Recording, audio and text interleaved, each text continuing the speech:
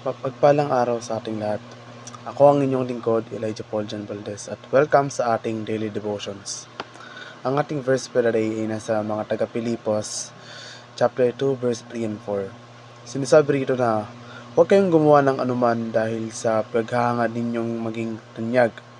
Sa halip, bilang tanda ng pagpapakumbaba, ituring ninyong higit ang iba kaysa sa inyong sarili. Pagmalasakitan ninyo ang kapakanan ng iba at hindi lamang ang inyong sarili. Kung ang birtud ay pagpapakumbaba ay madalas na nauunawaan kapag direktang ginagamit sa Diyos, ang parehong birtud ay may pananagutan sa mas malaking maling akala kapag ginamit sa ating kapwa.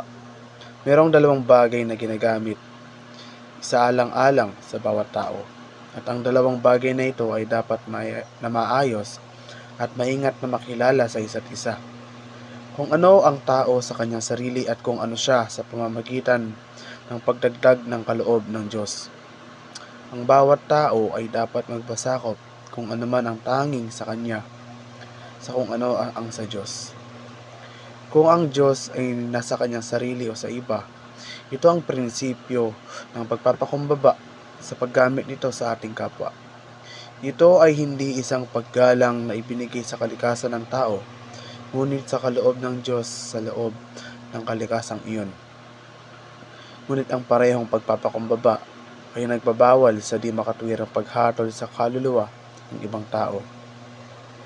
Makakilos lamang tayo sa kung ano ang alam natin at lagi nating nalalaman ang higit pa sa ating sariling panloob na kahinaan at mga depekto kaysa sa ating nalalaman sa kaso ng ibang tao. Marahil ang nagmumuni-muni sa kagandahan ng gantimpala na natatanggap natin para sa pagpapakumbaba sa ating kapwa. Ang kababang loob na ito ay nagbubukas sa kaluluwa sa lahat ng kabutihang itinatanim ng Diyos sa iba pang mga kaluluwa. Kapag tayo ay hindi makasarili, makakaralas tayo ng mga positibong emosyon tulad ng pagpapasalamat, pakikiramay at kagalakan. Nararamdaman din natin na mas konektado at natutupad ang ating mga relasyon at ating layunin sa buhay. Gaya ng sinabi ng Dalai Lama, kung gusto mong maging masaya ang iba, magsanay ng pakikiramay. Kung gusto mong maging masaya, magsanay ng pakikiramay. Ang pagiging hindi makasarili ay maaari ring mapabuti ang pisikal at mental na kalusugan. Ang pagiging hindi makasarili ay maaaring maprotektahan tayo mula sa depression, pagkabalisa at kalungkutan habang hindi tayo nakatuon sa ating mga problema at higit pa sa mga pangangailangan ng iba. At ang pagiging makasarili ay makatutulong din sa ating paglaki bilang mga individual.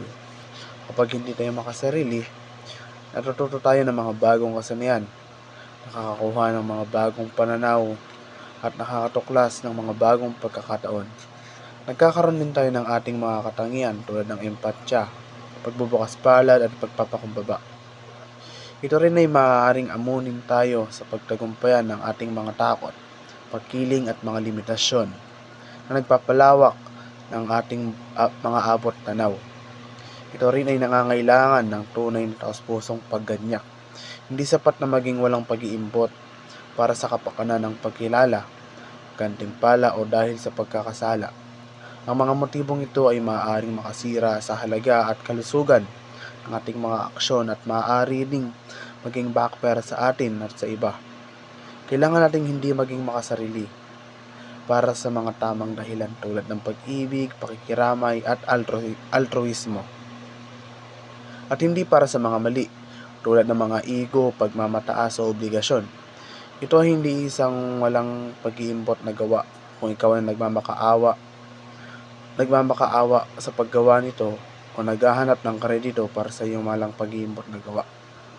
Muli, ako ang inyong lingkod, Elijah Paul John Valdez, at dito na nagtatapos ang aking daily devotions.